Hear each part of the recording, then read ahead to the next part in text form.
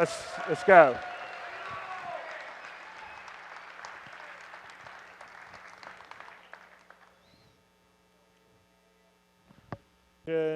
In real time. Let's go.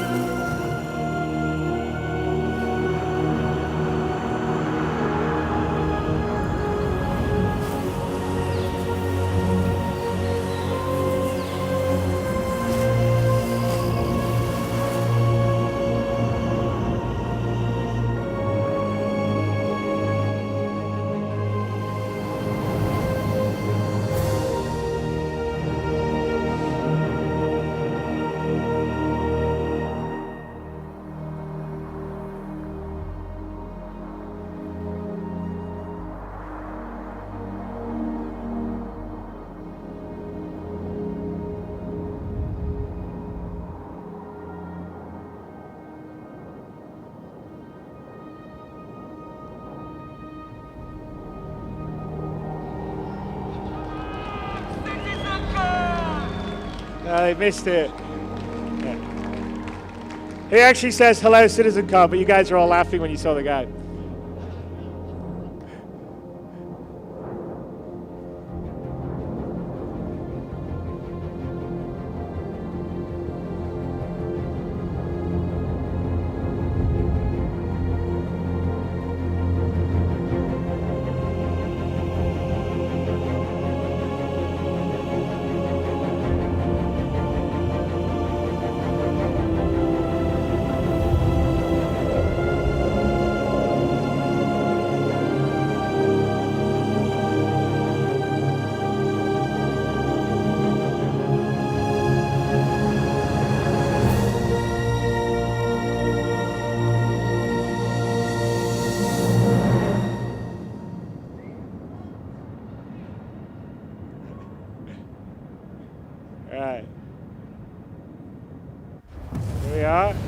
Constellation Aquila.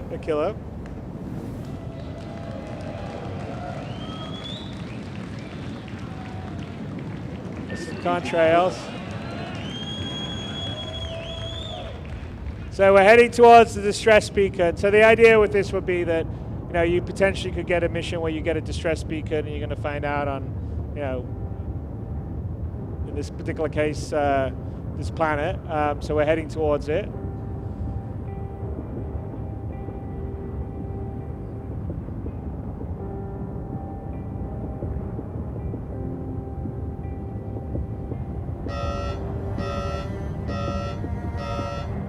So I think this is telling us the atmospheric conditions are unsafe. And one of the key gameplay things you want to do on, because obviously the planetary tech is going to allow us to have a whole bunch of play areas we don't normally have, is to encourage players not to always, you know, maybe you can't always fly there. Maybe you have to get out and use your rover, for instance, which you have in Aquila.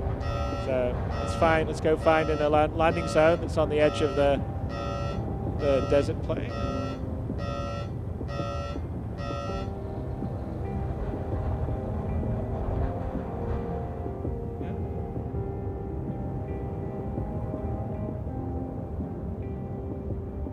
I'll look around if it's going to be just concentrate on flying.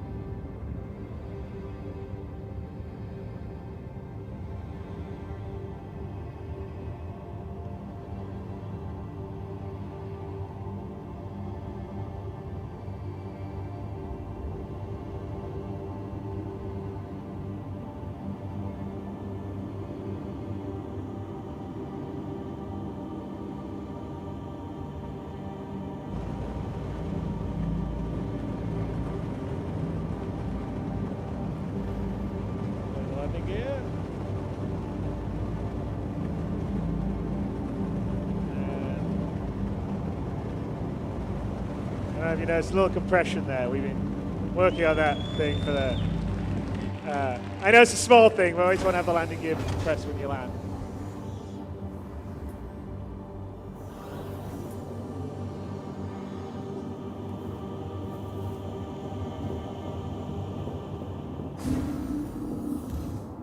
All right, so we're going to head out to do some exploring and the armor on.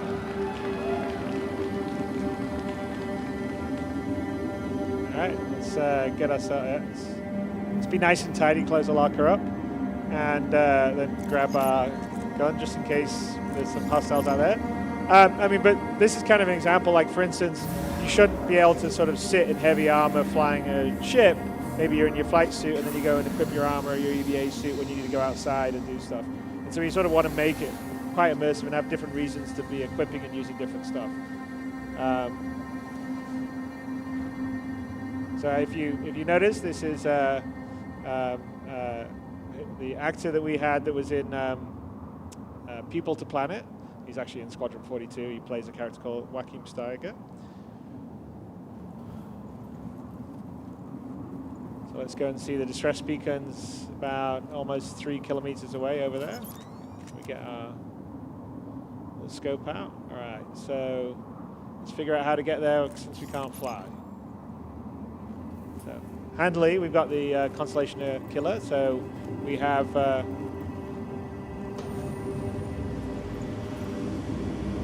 rover. So, you know, you saw the Constellation Killer commercial a while ago. We are now doing this in-game, in real time. Awesome.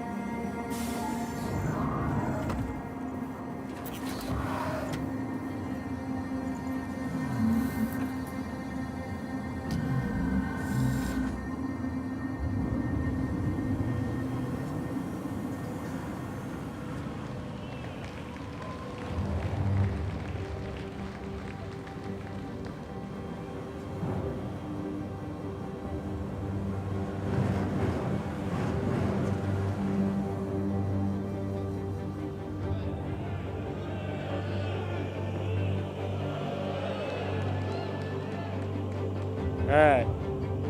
Nice.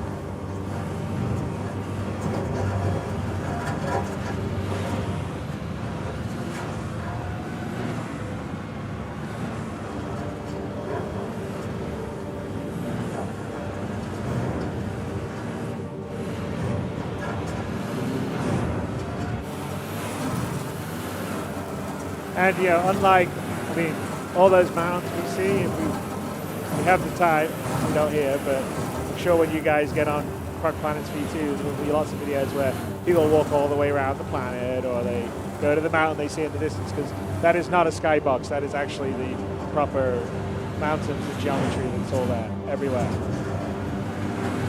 And that's actually the liberating thing with this tech, is when we build a planet on a planetary scale at this level of detail. And of course, you can see up close that it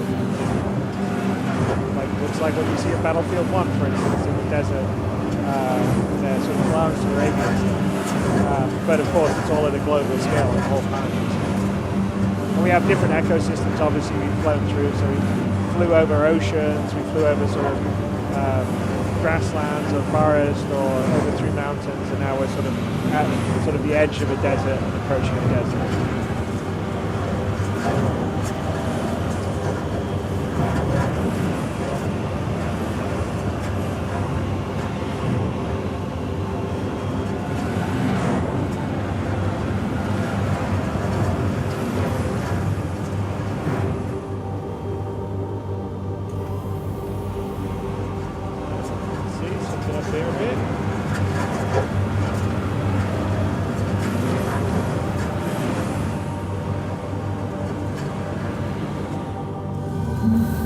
Looks like someone didn't heed the atmospheric unsafe flight warning.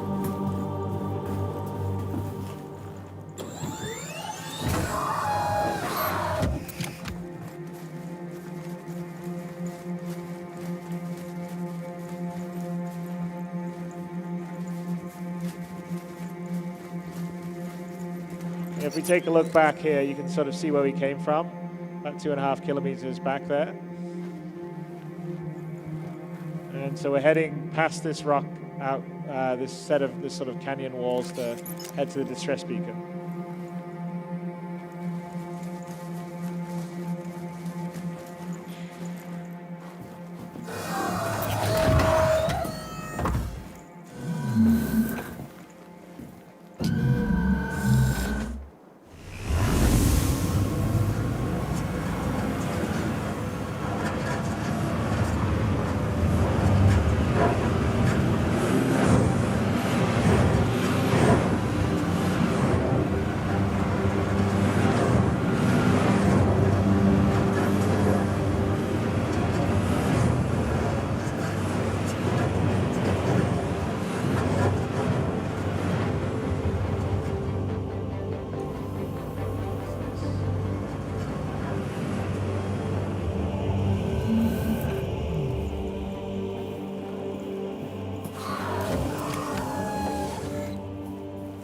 Check out something else we had here, a little bit of breadcrumbs. Orpheus Horizon, Javelin class. Wonder where that came from. All right, let's carry on. See if there's anyone around. I'm gonna head that way to get to the distress beacon.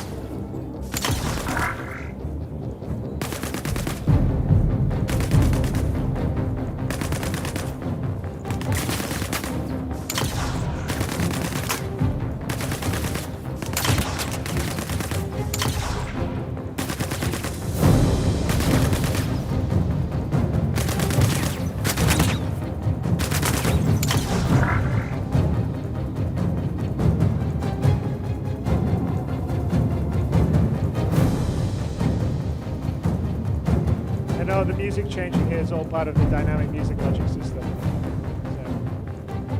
So it'll start to calm down now that the combat's over. Right, so that's, well, we lost our rover, that's not so good.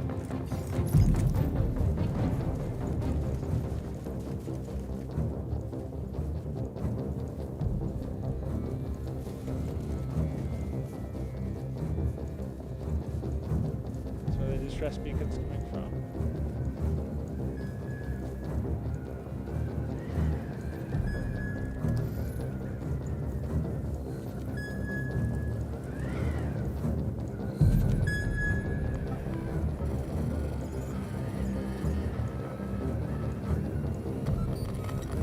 Was a trap.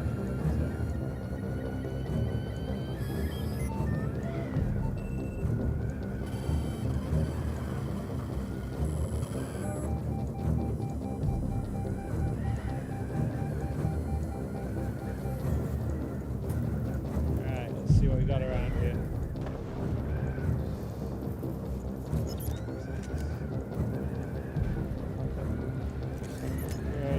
Conveniently, some sand nomad dragonflies.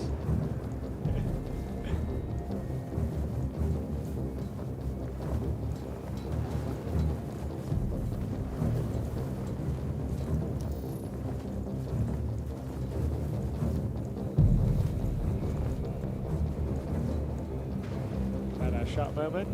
Here we go. Right, we got one, we got another distress beacon we blinked to, so let's go look for that.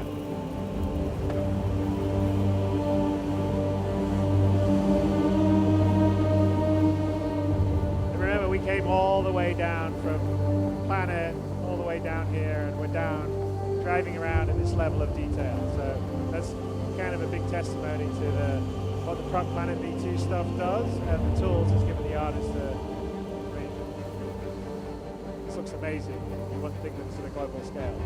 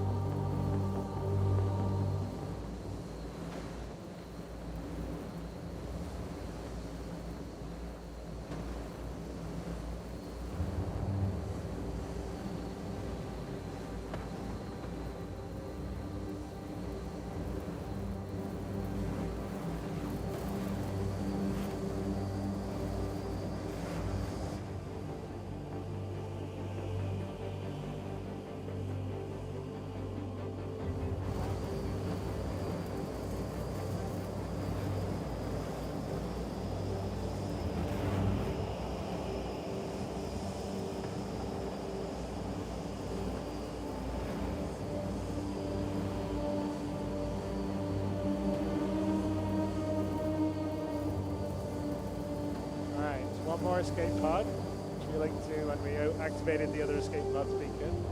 So Vince, by the way, Vince is our lead QA in Los Angeles. He's a much better pilot than me. So you should give him your appreciation. Otherwise, you'd have me crashing into things.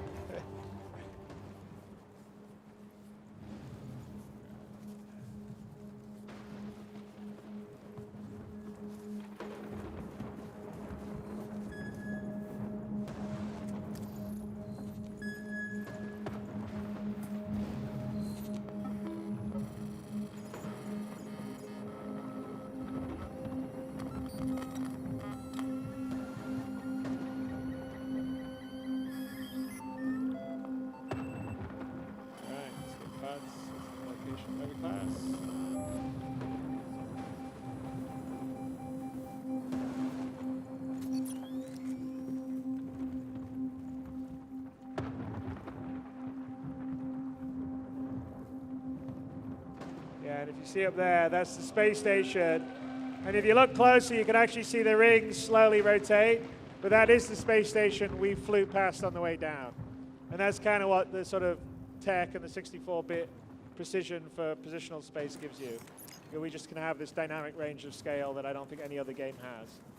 So all this up-close detail at this level at, as high quality first person as you see in any other game, but on a global or a planetary or even star system scale.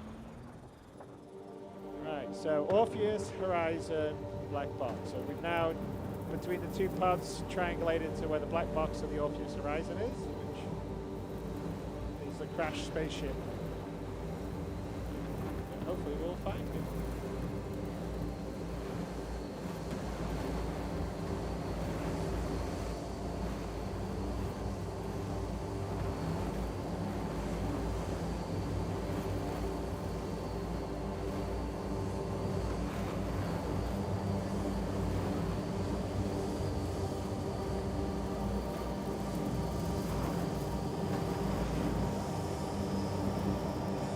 Vince is undeterred by the impending sandstorm.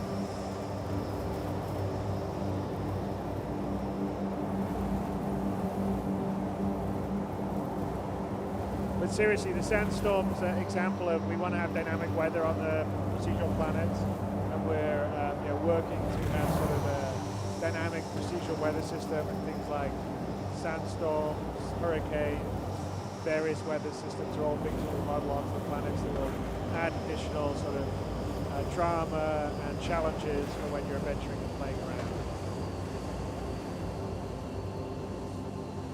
Alright, let's go check out these wreckages.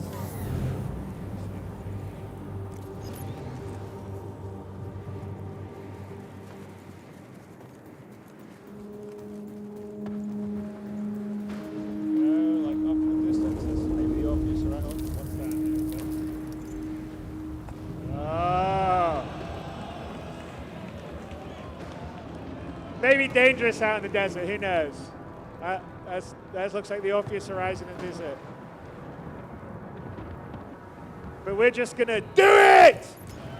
And go out there. Yeah, I know, I gotta memorize that whole speech.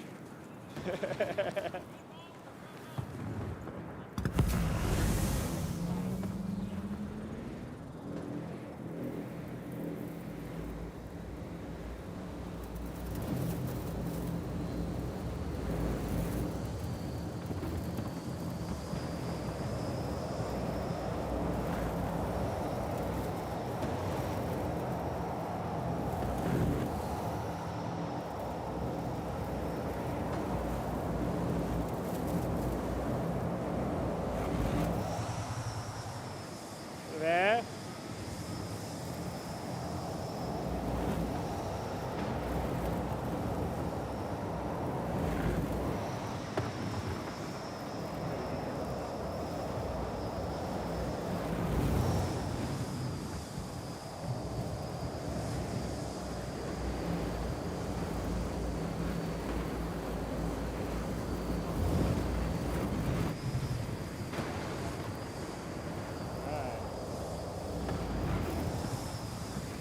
We showed you a crashed Starfarer. This is a crashed Javelin.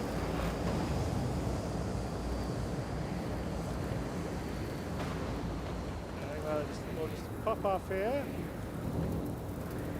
Still about 200 meters away. And check out how we're going.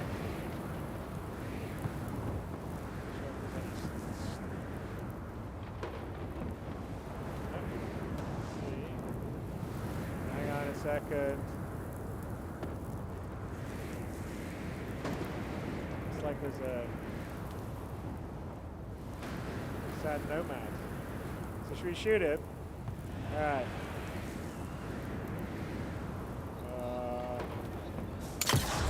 Oh! Nice shot, man.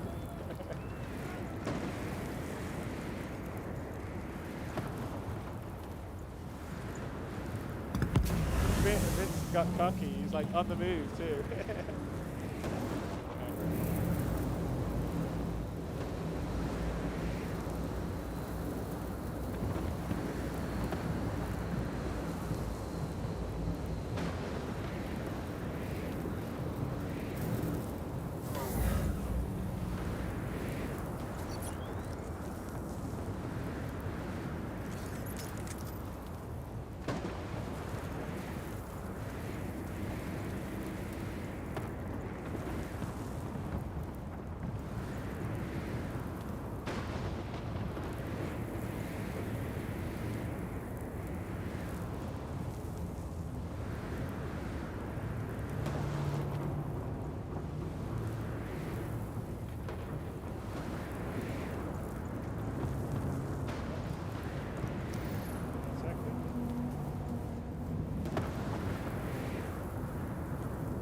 sneak up behind him.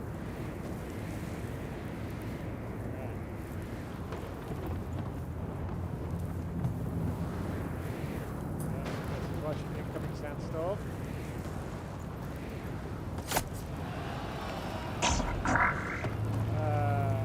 That looks like it's getting close.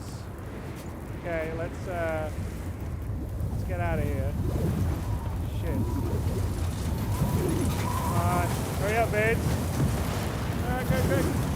Jump.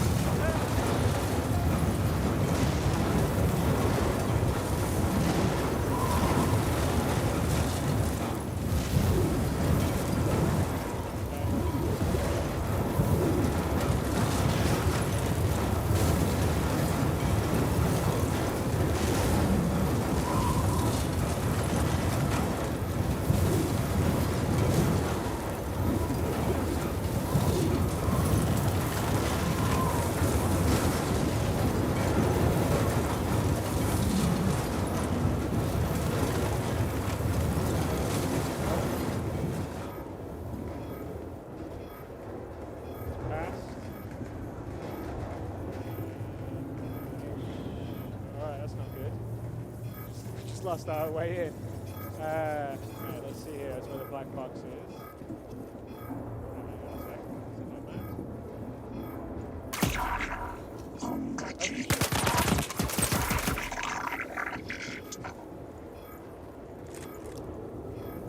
Yeah. That's where the black box would be. So let's see if let's find a way out.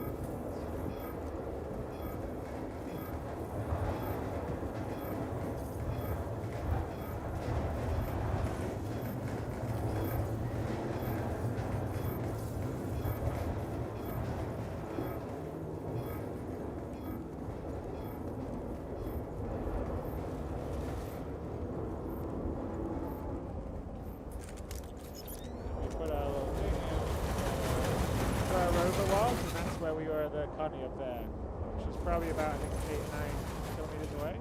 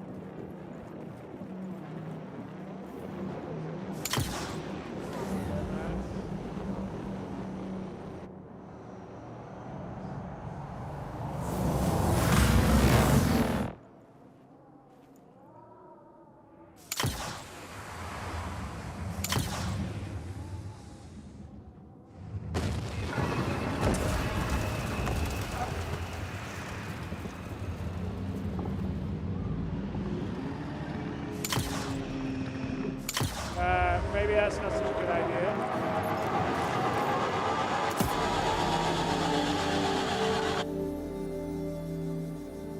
How did it? Okay, that's the first time it's ever done that. But you get to see the pull-out twice now. How did it go to the console? Did you get a key or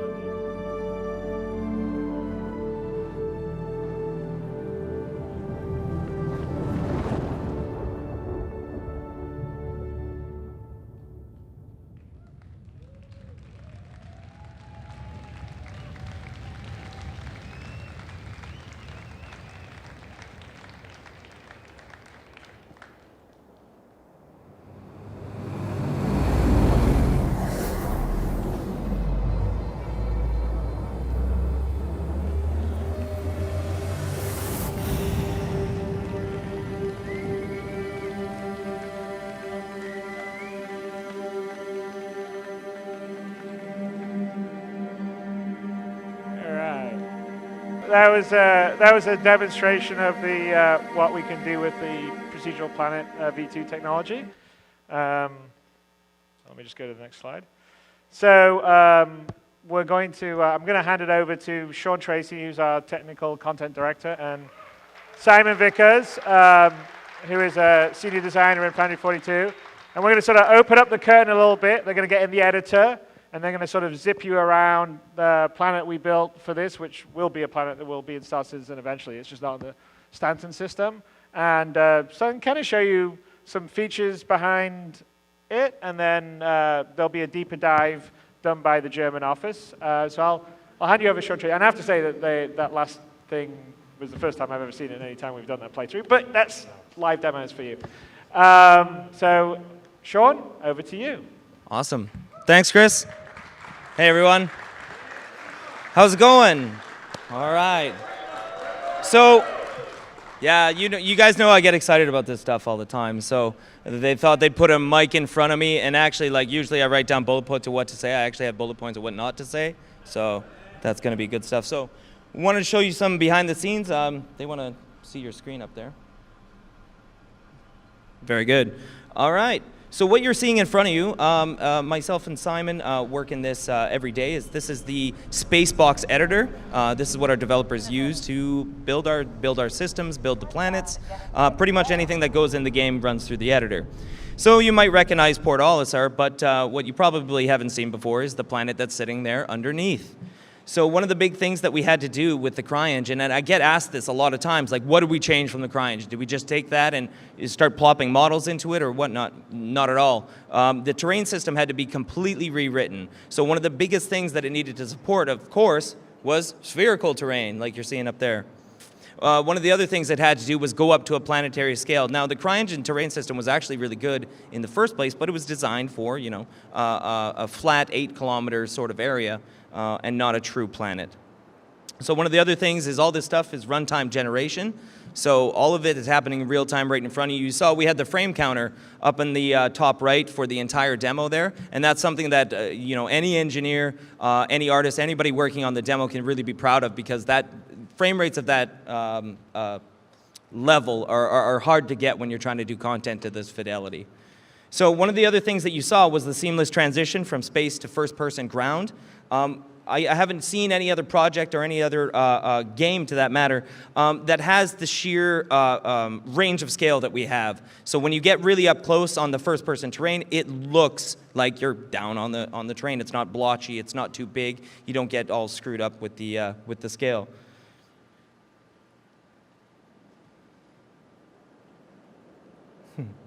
All right, so the next thing is that there's no restriction to view distance. You saw this in the whole pull-through in the initial demo, but you'll see this here as Simon zooms around within the editor. And again, this is all happening real time. We thought it best to show how we actually build this stuff for you guys so that you guys can have a little bit of faith that we're going to be able to fill all this content up for you.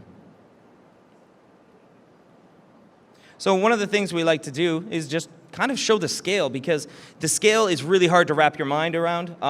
Even as a designer, it can be very jarring when you go from just a centimeter level of precision all the way out to thousands and thousands of kilometers. So he plopped a character in there just to give you an idea of what you're actually looking at, because it can be easy to get sort of a God complex when you're looking at this kind of stuff. All right, so I think we're going to go find a little area here and do a little bit of work, because one of the biggest and most powerful pieces of the tools, and it's probably what we work on the hardest, is that it's artist guided, but it's procedurally generated. So the artist can still have this really fine-tuned control over the areas that they want, but we can do it on such a massive scale, and they can even go in afterwards and sort of tweak up the objects. So you'll see he's actually just creating more landscape. We actually use an ecosystem technology to do this. So I'm going to let Simon paint a little bit of terrain here. And this is pretty awesome. This is what we get to do every day. So it's really exciting to be able to work on this kind of technology. And it's even better to be able to stand in front of you guys in front of this kind of technology, because there's 360 other developers that are working on this stuff. So got to say that it's a massive, massive team effort.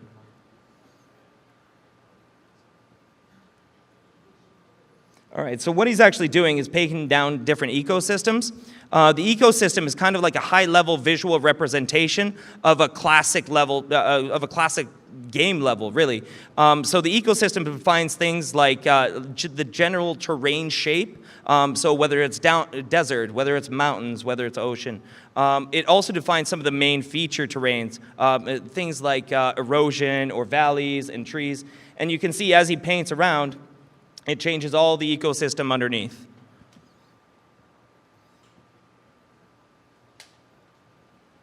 All right. Shall we find a nice little spot to build up on?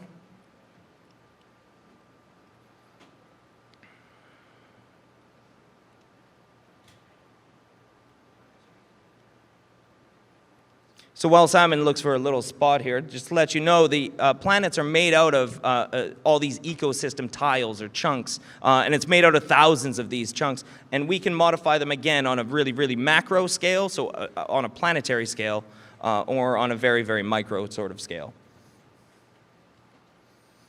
So the first thing he likes to drop down is always a little bit of a lake or a river.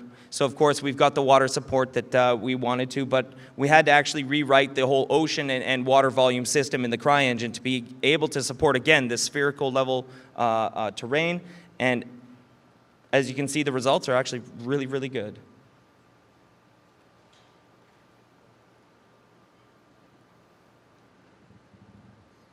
It's no pressure on Simon at all. So what he's placing in now is one of these object containers. So again, we thought it'd be cool if we really just kind of pulled the curtains and showed you how we make this stuff. So an object container is how we actually classify a whole bunch of different objects. So it might be lights, it might be geometry, it might even be script. There's many different things that an object container can contain. And the whole point of object containers is really so that we have this powerful streaming system so that we can bring in an entire level worth of content and then bring it out. And even better, we can fly around levels of content, which is what the capital ships are really doing. So this is the tower we just saw in Homestead. We're going to set up a little location here. We'll put a couple objects down, and we'll do a little bit of exploring.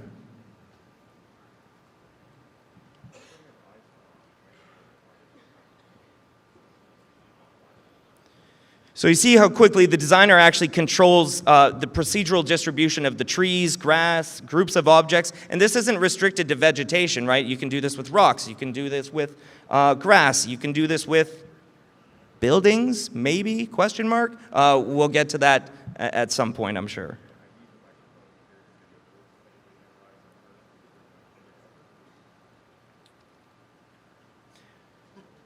So one of the things I did promise my German counterparts is that we'd keep the tools off the screen because they really want to reveal this stuff. They've done a ton of work on these tools. So a lot of what you see, we get to showcase, you know, the final results of this stuff, but there is so much work that actually goes into being able to bring you that, and a lot of those guys don't get enough credit. So really excited to be able to stand in front of this stuff for them. Woohoo!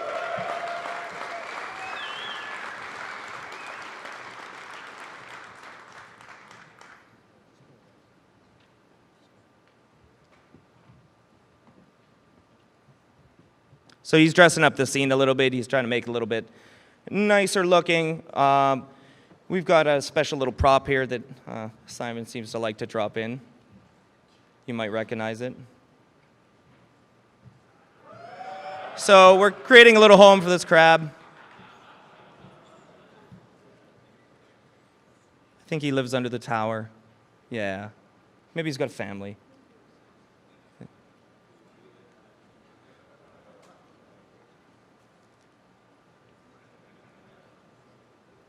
Yeah, it's a daddy crab, you know. Yeah. Now we're talking, Simon. Now we're talking. So that gives you a really good idea of, you know, this took what, maybe, you know, 5-6 minutes, and we were able to build up just a little section. Now, you know, this isn't about to ship out to you guys looking exactly like this, but again, it shows. Oh, I thought he was mad. We would ship it, Simon. We would ship it. You would all play it, I'm sure. So again, we need to be able to create this content super quickly, but still have that artist input, because if you don't have that artist input, eventually you end up with very generic looks, and we can't give you these moments that we really are excited to share with you. So what do you think? Should we show that? All right, so the last little bit of this is kind of a fun bit. Is in a lot of game levels, the thing is that you're in a skybox. Like, what is so hard to wrap your head around is that that's not a skybox. That's actual atmosphere scattering that's happening. The sky is blue because the light scatters, right? So let's just kind of prove that to you. Those little sprites in the sky, they're not really sprites. Those are other planets. So let's see if we can explore one of those. One of the other cool things, anyways, just about our editor in general, you saw that while he's developing, he can actually just jump in and start actually playing the game directly from it. It's a super powerful tool. You won't iterate too much on stuff. If you have to shut down, take 5 minutes to reload some other executable, then you come back to your editor. Being able to just minutely change thing after thing after thing and jump in and try it again and jump in and try it again and jump in and try it again gives you really polished content. So there's one reason I'm standing here talking about it, and Simon's flying. He's a very, very good pilot, and I think we're about to showcase this, no pressure. So that's not a sprite. Let's go.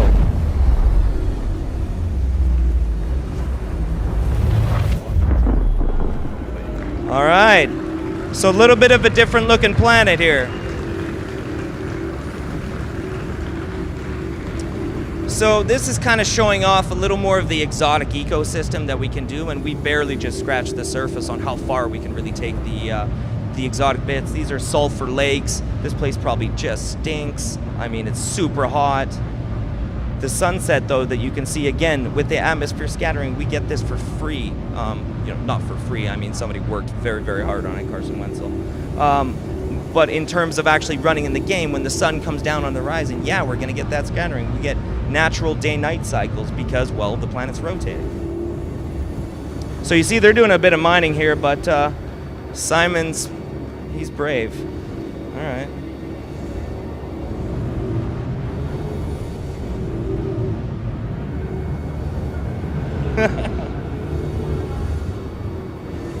Oh, he almost blacked out. We're all done. There's no pressure.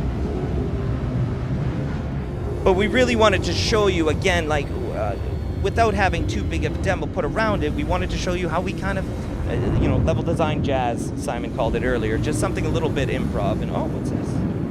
That's somebody's finding information with us. Let's wrap this up. Yeah, there was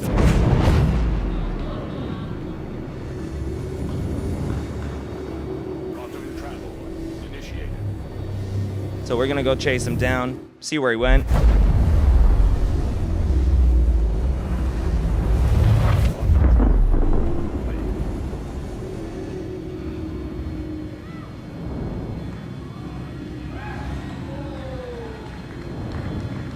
So it's an interesting ship there. All right, so we've given away way too much already. They want me to get off, I know it. I'm so sorry. All right, thanks a lot, guys. I hope you liked seeing how we actually build all this stuff for you.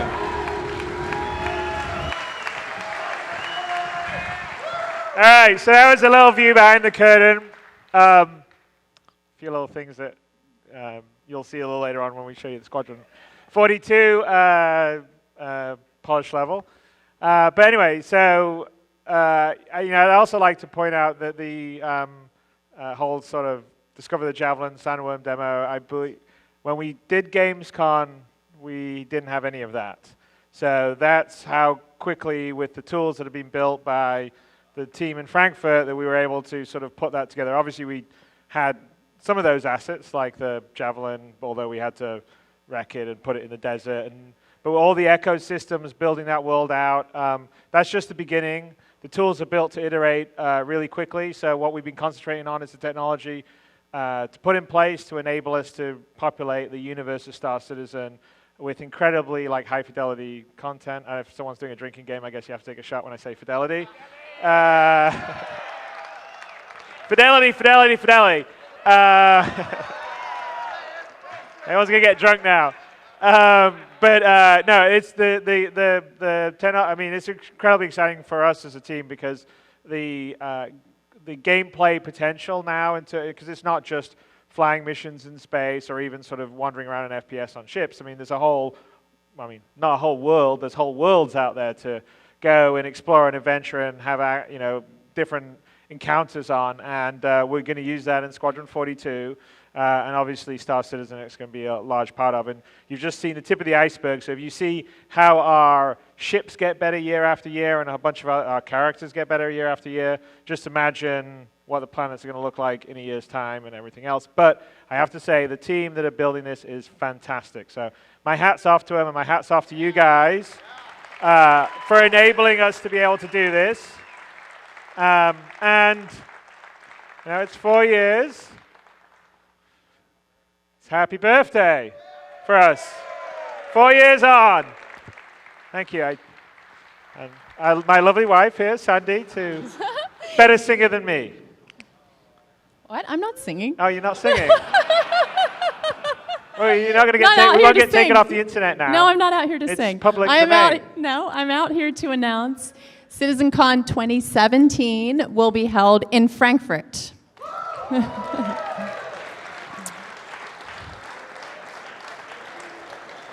So as soon as we have all the details, we will share them. And I'd like to give it up for all of the staff who have put in hours and hours and hours all around the world, all our 363 staff.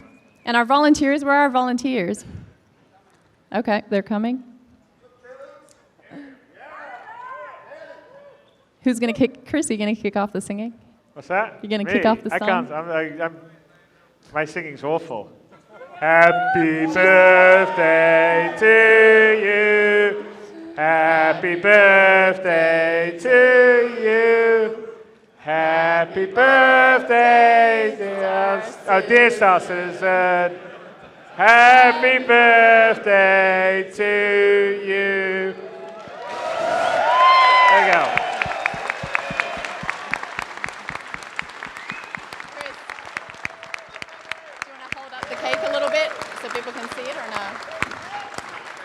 I have to cut the cake. Oh, all right, here we go. Just do it! I did it. All right, who wants to cut out other things? All right, I would say thank you to everyone here. Thank you to everyone up on stage. Thank you to everyone watching out there. And I think now it's time to have some drinks and fun. All right, here we go.